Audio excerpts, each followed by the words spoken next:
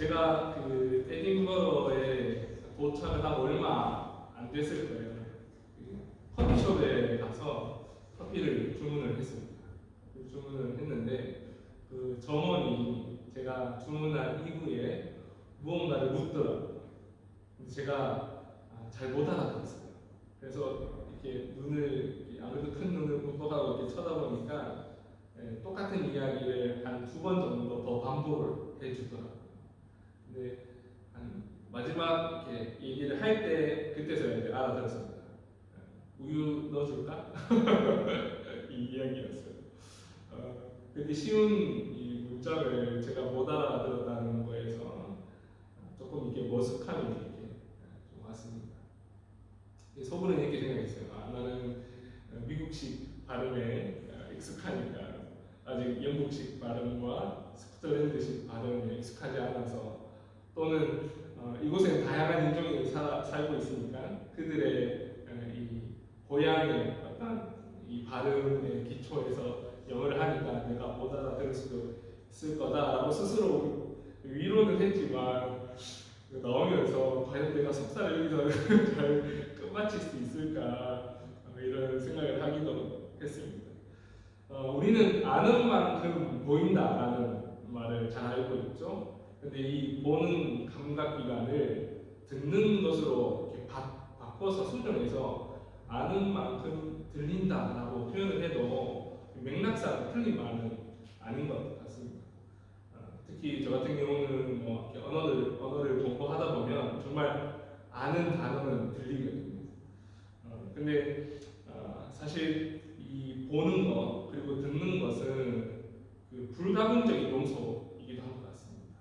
뗄래야 뗄 수 없는 요소이죠. 조금 더 생각을 해보면 사실 보는 것보다 듣는 것이 훨씬 더 우리 이 감정이나 우리 마음을 걷는다라는 것을 알 수 있는데 몇 가지 실험들이 있어요. 이 유튜브 보면은 무서운 장면들 있잖아요. 아주 잔인한 장면들을 틀어놓고 거기 배경음악을 왈츠나 아니면 아주 신나는 아주 밝은 노래를 입히면 그 장면이 이상하게 무섭지 않게 느껴질 때가 굉장히 많습니다. 사람은 물론 보는 거에서도 영향을 많이 받기도 하지만 듣는 거에 굉장한 영향을 많이 받는다라는 것도 깨닫게 되죠. 아무튼 우리가 살아가다 보면은 분명히 우리가 알고 있는데 내가 아는 것 같은데 보이지 않을 때도 있고요. 내가 분명히 이것을 잘 알고 있는 것 같은데 들리지 않을 때도 있는 것 같습니다. 그 이유를 살펴보면 내가 잘 알고 있다라고 생각하는 것이 사실은 좀 익숙하지 않아서 또는 미숙하게 알고 있어서 그럴 때도 있고 또는 여러 가지 나의 개인적인 어떤 감정이나 그런 외부적인 환경들로 인해서 사실 잘 보이지 않고 잘 들리지 않는다라는 거예요. 이것을 우리 신앙에 빗대어서도 한번 생각해 볼 수 있는 것 같습니다. 하나님 말씀 잘 알고 있고 내가 잘 보고 있다고 생각을 하는데 가끔 우리 삶을 살아가다 보면 그 주님의 말씀이 보고 있는데도 잘 모르겠고 듣고 있는데도 잘 들리지 않는 것 같은 그런 모습을 우리가 보인다는 것이죠. 그래서 오늘 이 시간은 특히 이 보는 것 그리고 듣는 것 이 두 감각 기관을 기본으로 해서 이것을 관점으로 해서 오늘 부분을 한번 살펴보고 우리 삶에 좀 적용할 점을 찾았으면 좋겠습니다. 오늘 본문은 우리가 너무 잘 아는 사건이에요. 베드로가 물 위를 걷는 아주 놀라운 사건입니다. 근데 이 사건의 시작을 보면은 참 재밌습니다. 22절인데 예수님께서 즉시 표현이 되어 있어요. 즉시 제자들을 재촉하사 굉장히 뭔가 다급해 보이죠. 즉시라는 단어가 들어갔고 재촉했다라는 표현을 쓰고 있습니다. 그리고 배를 태워서 건너편으로 건너가게 하십니다. 그리고 본인은 이제 산으로 올라가서 기도하시죠. 한적한 곳에 가셔서 기도를 하십니다. 24절을 보시면 본문 24절을 보시면은 이제 배가 육지에서 꽤나 멀리 떨어져 나왔습니다. 그리고는 이제 바람이 불기 시작하는 거죠. 풍랑과 폭풍이 부는 거죠. 그것 때문에 이제 제자들이 고난 당하고 있다. 조금 뒤의 내용을 가지고 유추해 보면 무서워하고 있다, 두려워하고 있다, 이런 상황이 지금 발생을 했습니다. 26절을 보시면은 이 제자들의 그 당시 이 심리 상태가 어떤지를 잘 보여주고 있는데 26절 함께 읽어봤으면 좋을 것 같아요. 자, 나오죠? 한번 읽어보겠습니다. 시작. 제자들이 그가 바다 위로 걸어오심을 보고 놀라 유령이라 하며 무서워하여 소리 지르거늘. 본문 보시면 예수님이 기다리시다가 폭풍이 불고 제자들이 그 폭풍 때문에 무서움을 느낄 때에 바다 위를 걸어가십니다. 그리고는 이 제자들의 이 마음이 얼마나 지금 연약해져 있는지, 무서워하는지 오늘 함께 읽어도 26절에 보면 예수님을 봤는데 그 예수님을 유령이라고 지금 착각을 하고 있습니다. 일반적으로 생각해보면 물 위로 누군가가 걸어오고 있는데 무서워하지 않고 또 놀라지 않을 사람이 어디 있겠습니까? 일반적이지 않는 상황이죠. 그런데 제자들이 어떤 상황에서부터 지금 이 폭풍 가운데 배에 지금 앉아 있는가, 그리고 예수님을 보았는가를 연결해서 생각해 본다면 제자들의 이 무서워하는 이 반응, 그리고 두려워하는 이 반응은 조금 의아해 보입니다. 왜냐하면 오늘 시작되는 이 본문 앞의 부분과 연결해서 생각을 해보면 이 제자들의 반응이 왜 이렇게 반응하지라고 의문이 들 수 있다는 거예요.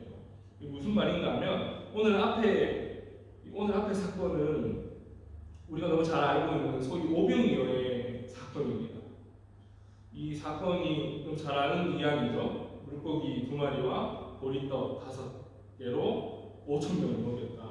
이 보시면은 여자와 어린아이를 빼고 5,000명을 먹였다, 이런 이야기가 있습니다. 아주 예수님 하면 기억나는 대표적인 이적 중 하나입니다. 우리가 너무 익숙해서 그렇지 이 당시 상황을 한번 생각을 해본다면, 상상을 해본다면 이 꽤나 스케일이 큽니다. 한두 명이 아니고 무려 어린아이와 여자를 빼고 5,000명이 그 기적을 함께 목도한 거예요. 한번 예를 들어볼까요? 이 프린세스 스트리트에서 갑자기 이 상공에 UFO가 떴어요. 미확인 물체. 그곳에 있던 사람이 다 그것을 봤습니다. 한두 명이 본 게 아니고 거기 뭐 수백 명, 수천 명이 되겠죠. 그걸 다 본 거예요. 그러면 정말 한동안이 아니죠. 꽤나 오랫동안 그 UFO를 목격하는 것이 이 세상을 가득 채우고 있습니다. 그 소리. 뉴스만 틀면은 UFO 이야기가 나오고 사람들만 모이면은 그 목격담이 이랬더니 저랬더니 이야기가 나오는 거죠. 아주 지금 제가 하고 싶은 얘기가 뭐냐면 오병이어의 사건 안을 생각을 해보면 아주 유사할 거라는 겁니다. 5,000명이 모였어요. 더 모였겠죠. 지금 남성만 얘기하는 거예요. 5,000명. 이제 학자들 2만 명이라 하기도 하는데 정말 수많은 사람이 모였습니다. 근데 그 사람들이 먹고 남을 만큼의 음식이 베풀어지고 있는 거예요. 상식적으로 생각해도 도대체 이 음식이 어디서 나왔을까? 근데 이 사람들이 그것들을 지금 경험하면서 그곳에서 얼마나 그 예수님에 대한 이야기들이 흘러나왔겠습니까? 당시에 보면 예수님이 오시기 전 그리고 오시고 난 이후도 보면은 유사 메시아들이 많았습니다. 자칭 메시아. 저희 학교에 이제 헬레몬드라는 교수님 계신데 그분도 이제 지저스라는 책을 썼는데 그 안에 보면 유사 이 메시아에 대해서 좀 소개를 하고 있어요. 그러니까 유대인들이 독립에 대한 열망, 자기들끼리 이제 나라를 이루고 옛날에 좋았던 그 시절로 돌아가고 싶은 그 열망의 메시아를 바라는데 많은 사람들이 자칭 자기가 메시아라고 나타난 사람들이 많은 거예요. 근데 그 많은 사람들이 예수님의 그 이적들을 보면서 얼마나 흥분되었겠습니까? 아, 이분이 정말 메시아이구나. 또는 이 뒤에 이제 때 예수님이 베드로에게 물어보죠. 사람들이 나에더러 뭐라고 얘기합니까? 선지자가 합니다. 예레미야라고 합니다. 엘리야라고 합니다. 정말 이 수많은 소리가 들렸을 것입니다. 제자들은 심지어 그 기적에 직접적으로 참여한 자들입니다. 그죠? 바구니를 가지고 떡과 물고기를 나눴습니다. 눈앞에서 그 기적들이 일어났어요.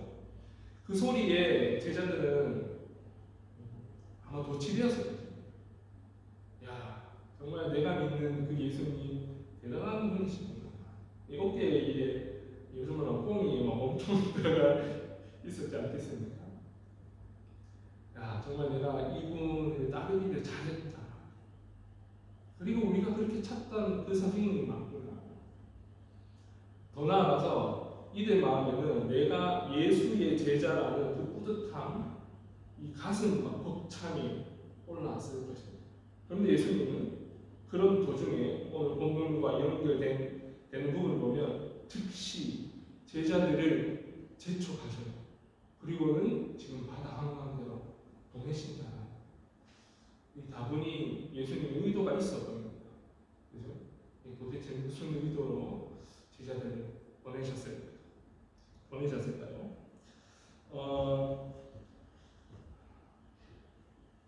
성경학자들은 이 바다, 오늘 본문에 나오는 제자들 바다를 보냈죠. 이 바다를 혼돈, 카오스라고 얘기를 합니다. 물론 이 성경에 나오는 모든 물 또는 바다라는 표현이 혼돈을 가리킨다 이렇게 말할 수는 없지만은 오늘 나오는 이 바다는 혼돈이라 얘기할 수 있습니다. 제가 조금 더 설명을 드리면은 창세기 1장 2절을 보면 이게 조금 더 분명해지는데요. 사실 1장 2절 PPT 될까요? 네, 1장 2절입니다. 우리 큰 목소리로 한번 읽어보겠습니다. 시작. 땅이 혼돈하고 공허하며 흑암이 깊은 위에 있고 하나님의 영은 수면 위에 운행하십니다. 지금 땅이 있어요. 그죠? 땅이 있고 그 위에 물이 덮여져 있습니다. 글을 잘 보면 덮여져 있고 이 상태를 지금 어떻게 정의하고 있냐면 지금 혼돈, 흑암, 깊음 이렇게 지금 표현을 하고 있어요. 근데 중요한 건 그 수면 위에 물 위에 누가 지금 계신다고요? 하나님의 영이 운행하고 계신다. 더 위에 계신다라고 이야기를 하고 있습니다. 이 그림을 오늘 우리 지금 예수님이 바다 위를 걷는 이 장면으로 가지고 와서 대입을 해보면 우리가 예수님을 하나님의 아들인 것을 너무 잘 알고 있죠. 근데 그분이 물 위를 걸으셨단 말이에요. 물 위에 지금 떠 계신 거예요. 장면을 다 못 마주가요.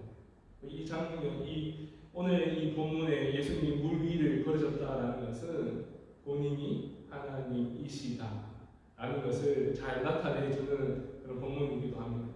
어찌됐든 오늘 중요한 건 제가 그 얘기를 하려고 하는 것이 아니고 혼돈을 얘기하고 싶은 거예요. 이 바다 혼돈으로 상징되는 거예요. 그 혼돈 속에 지금 제자들을 보내셨습니다. 그리고 아닌가 다를까 그 혼돈이라는 이름에 걸맞게 풍랑과 폭풍 가운데 그들이 지금 엄청난 두려움과 무서움을 느끼고 있는 것이죠. 연결해서 생각을 해봅시다. 오병이어의 기적 안에서 제자들은 엄청난 자부심을 가지고 있었을 것이라고 우리 추측할 수 있습니다. 자기들 손으로 기적에 직접적인 참여자가 됐습니다. 그 뜨거웠던 마음, 그 하나님의 제자라는 예수 그리스도의 제자라는 말을 쓸 수 있어요. 하나님의 제자 몰랐겠죠. 예수님의 제자라는 그 뜨거운 마음이 얼마 지나지 않아 자기들 눈에 보이는 폭풍과 풍랑 소리에 사그라졌다. 방금 그 놀라운 기적을 경험했음에도 불구하고 정말 얼마 지나지 않았습니다. 시간상. 근데 그들의 마음이 그 예수님을 향한 그 마음이 사라져버리고 두려움에, 무서움에 사로잡혀 있다는 것을 보고 있습니다. 잠깐 우리 모습을 한번 볼까요? 우리는 어떠할까요? 우리가 단순히 적용하자면 그 함께 모인 예배를 통해서 또 말씀을 듣고 서로 모이는 교제를 통해서 주님이 하나님의 뜨거움이 이 가운데 있구나 라고 우리가 서로 말씀을 나누고 함께 또 교제하면서 이 뜨거운 것들을 느끼지 않습니까? 그런데 세상을 또 일상을 살아가다 보면 세상 속에 있다 보면 언제 그랬다는 듯이 이 마음이 사라져지고 이 뜨거웠던 마음이 참 많이 가라앉아 있을 그런 경우들 봅니다. 예배와 경건의 그런 생활들을 통해서 정말 내가 하나님의 자녀이구나, 내가 제자로서의 삶을 잘 살아가야 되겠구나 라고 마음을 먹고 또 특히 삶 가운데 하나님이 도와주시는 그 놀라운 일들, 각자의 반전들이 있지 않습니까? 그런 것들 우리가 가슴에 품고 있다가 어느 순간 보면 이런 것들이 사그라지는 그런 경험들을 너무 많이 한다라는 거예요. 26절 보면은 제자들이 풍랑과 폭풍 속에서 예수님을 보고 무서워했다 이렇게 표현하고 있습니다. 무서워했다. 제가 원어는 얘기하지 않겠습니다만 무서워했다, 뭐 두려워했다 이렇게 표현할 수 있겠죠. 근데 이게 1차적으로는 어떤 공포감을 이야기하는 심리 상태일 수도 있겠지만 조금 더 이 단어를 확장해서 조금 더 넓은 의미에서 본다면은 두려움뿐만 아니라 우리 욕망이 될 수도 있고요. 그리고 세속적인 가치관이 될 수도 있습니다. 그런 것들로 인해서 내 마음이 이 혼돈 속에 빠진다 라고 우리가 이해할 수 있다는 거예요. 제자들이 예수님을 봤어요. 예수님을 봤는데 예수님으로 인식을 못한 거죠. 오히려 뭐로 인식을 했어요? 유령인가? 우리 삶을 살면서 우리 말씀을 너무 잘 알고 있어요. 우리가 말씀을 익히 들었어요. 근데 그 말씀이 잘 안 보일 때가 있어요. 잘 안 들릴 때가 있습니다. 과연 내가 이렇게 말씀의 원리대로 살아서 이렇게 살아서 뭔가 이루는 것이 가능할까? 성경의 가치관으로 살아서 이것을 내가 유지할 수 있을까? 또는 이렇게 하는 것이 과연 내가 세상 사람들 보기에 뭔가 이렇게 낮게 보여지지 아니하고 살아갈 수 있을까? 분명히 내가 말씀의 가치관을 너무 잘 알고 있고 복음의 가치관을 너무 잘 알고 있는데 막상 그것을 볼 때에 이 세상의 가치관과 여러 가지 것들을 비교하면서 과연 진리대로 살아서 뭔가 할 수 있을까라는 우리 마음의 의구심과 두려움, 무서움이 든다라고 이렇게 표현할 수 있을 것 같아요. 그러면 우리는 어떻게 할 수 있을까? 어떻게 그 혼돈 속에서 빠져나올 수 있을까? 회피하면 됩니까? 근데 이것이 회피가 가능합니까? 이 질문에 대한 힌트가 오늘 27절에 있습니다. 두려워하는 제자들에게 예수님이 이렇게 말씀하십니다. 예수께서 즉시 이르시되 많이 두려워하지 말라. 그렇습니다. 우리 연약한 인간입니다. 인간은 두려워하기도 하고 우리가 삶을 살아가다 보면 세속의 가치에 또 이리저리 들리는 소리에 우리 마음을 많이 빼앗기기도 합니다. 이 빼앗기는 그 마음 속에서 우리가 일어날 수 있는 방법, 평온을 얻을 수 있는 방법은 오늘 주님이 하신 말씀, 내니 안심하라. 나다. 나는 이 주님의 음성을 듣는 거에 있습니다. 이 주님의 음성을 들으면 참 놀랍게도 폭풍 가운데, 풍랑 가운데 그 세차게 몰아치는 것이 내 눈앞에 보이고 그 바람 소리가 귀에 들림에도 불구하고 예수님의 음성 하나만으로 평온해질 수 있다는 것을 오늘 본문이 우리에게 보여주고 있는 것이죠. 근데 이제 제가 생각하는 오늘 이 본문의 하이라이트가 이제 시작이 돼요. 베드로를 보시면은 28절 한번 성경에 있으면 28절 보시면 되겠는데 베드로가 이렇게 얘기합니다. 베드로가 대답하여 이르되 주여 만일 주님이시거든 나를 명하사 물 위로 오라 하소서 하니. 저는 처음에 이 본문을 볼 때 어떻게 생각했냐면 주님의 음성을 듣고 제자들이 평온해졌구나. 그리고 베드로가 무슨 이유인지를 모르겠지만 용기를 얻어서 나도 물 한번 걸어보자, 물 위를 한번 걸어보자 라고 주님께 부탁했구나 라고 생각을 했어요. 근데 자세히 보니 만일이라는 이 조건이 있더라고요. 그 말은 여전히 주님의 음성을 들었음에도 불구하고 불안함이 있는 거예요. 도마가 생각이 났어요. 정말 부활한 주님이시거든요. 한번 만져봐도 될까요? 주님의 음성을 들었음에도 불구하고 여전히 불안한 이 베드로의 마음이 오늘 본문을 통해서 드러나. 우리도 동일하죠. 그래, 이 폭풍 가운데서 이 삶의 괴로움과 어려움과 세속의 여러 가지 가치가 흔들렸던 내가 주님의 음성을 듣고 다시 한번 일어날 수 있다라고 생각하지만 또다시 불안함이 엄습하기도 한다. 근데 이 요청에 주님은 와라 라고 얘기합니다.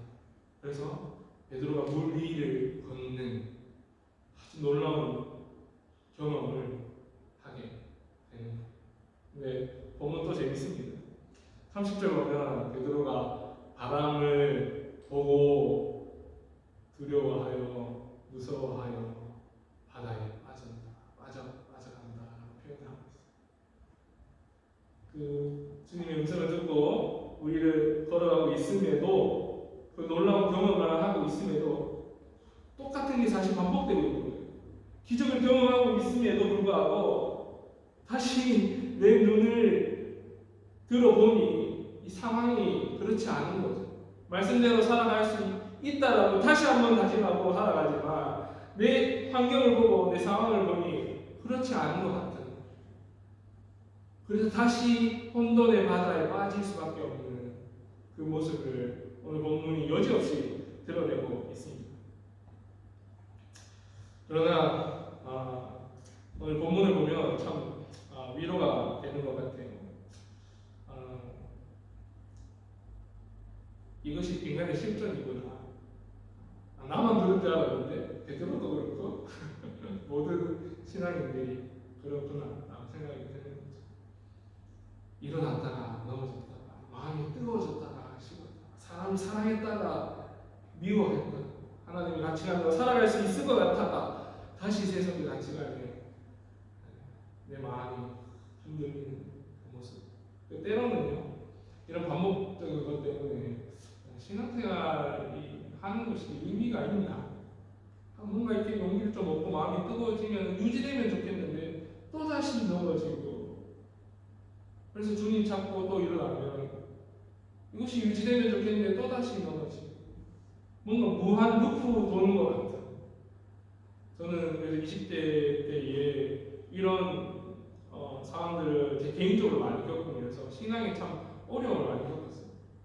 생각해보면 내가 은혜 받은 것이 도대체 무슨 의미가 있는지 또 넘어질 것인데, 이러한 생각이 저를 사로잡기도 하고, 그래서 오히려 일어나지 못하게 더 저를 땅 밑으로 끌어내리는 그런 순간들도 참 많았습니다. 근데 베드로는 정답이 여기 있어요. 베드로는 또 구해요. 주여 나를 구원하소서. 우리에게 뭔가 이것이 반복되는 일상 같지만 사실은 이것이 하나님 자녀의 특권이요, 하나님 자녀의 축복입니다. 넘어지면 우리 주님께 구해달라고 요청합니다. 그러면 오늘 본문은 즉시 구해주신다. 오늘 즉시라는 말이 얼마나 많이 나올 줄 아세요? 요청하면, 제자들이 두려워하면 오늘 본문은 즉시 이르시되 안심하라 라고 얘기하죠. 베드로가 주님 나 구해주세요 라고 얘기할 때 주님은 반응을 좀 지켜보다가 너 정신 차렸지? 라는 것이 아니라 즉시 구원해 주신다라고 오늘 본문을 얘기를 하고 있습니다.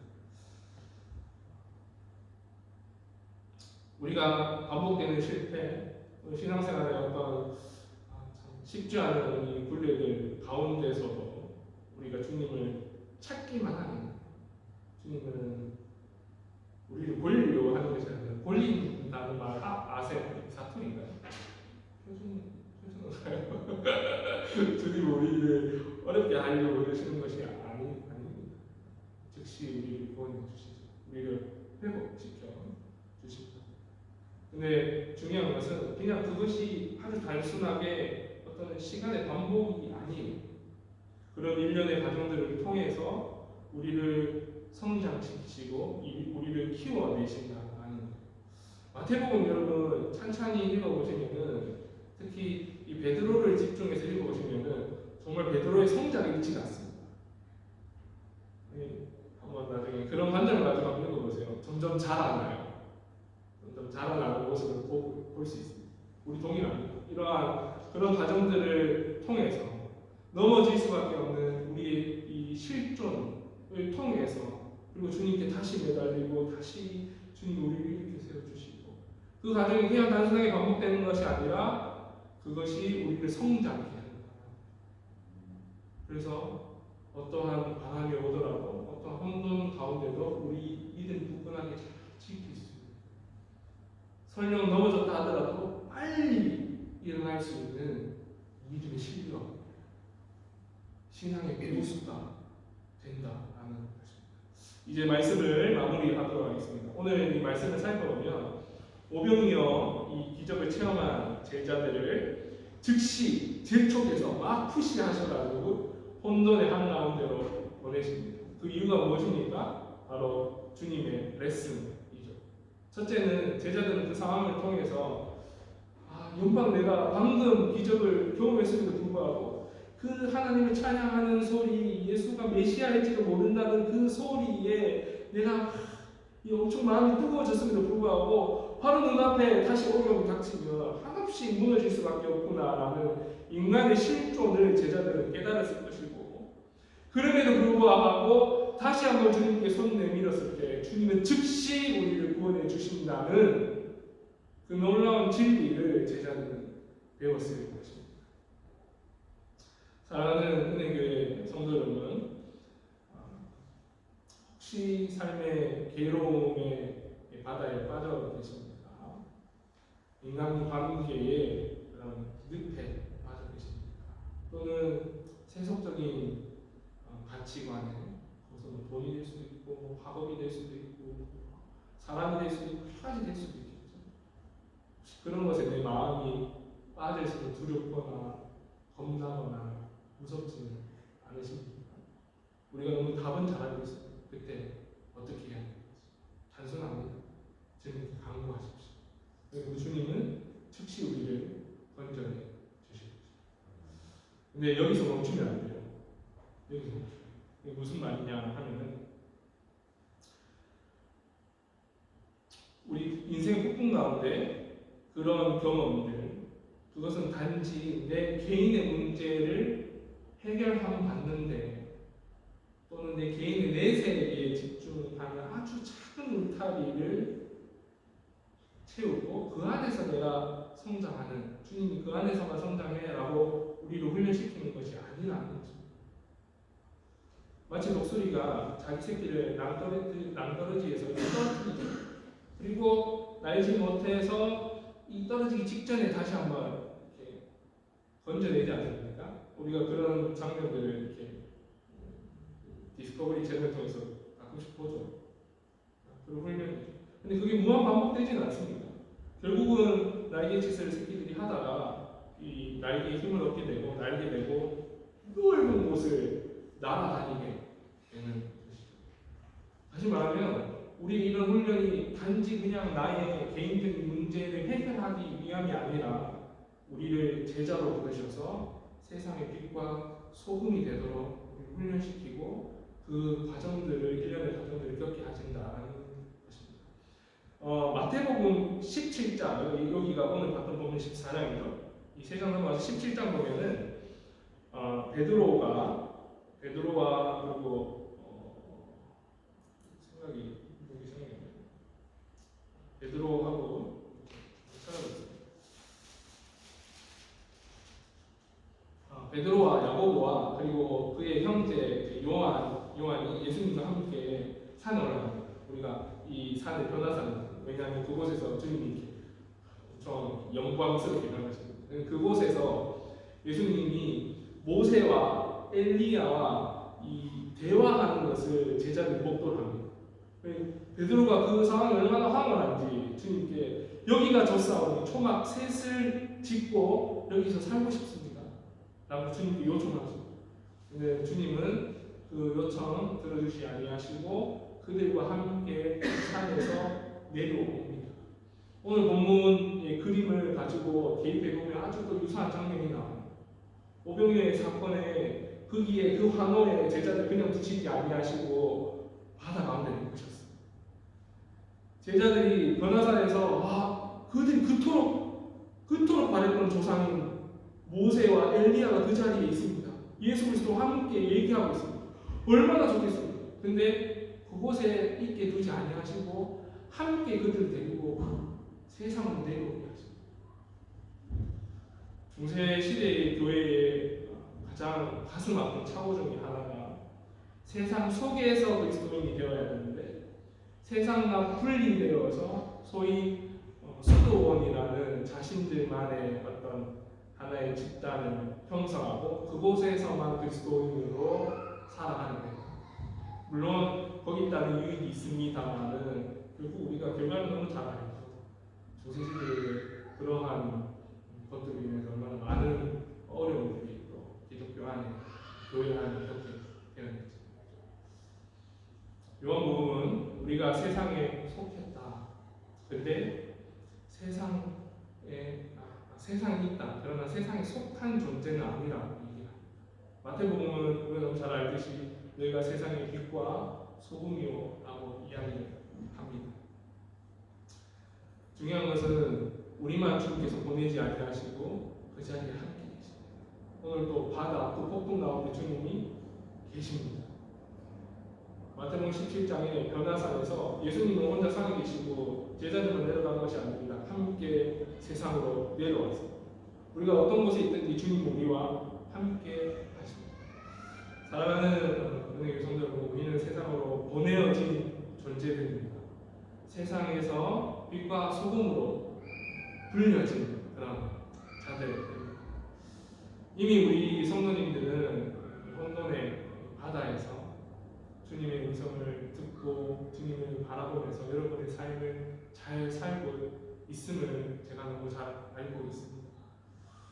격려하고 싶습니다. 쉽지 않은 이 세상 가운데서 참 하나님의 자녀로 잘 살아가고 계십니다.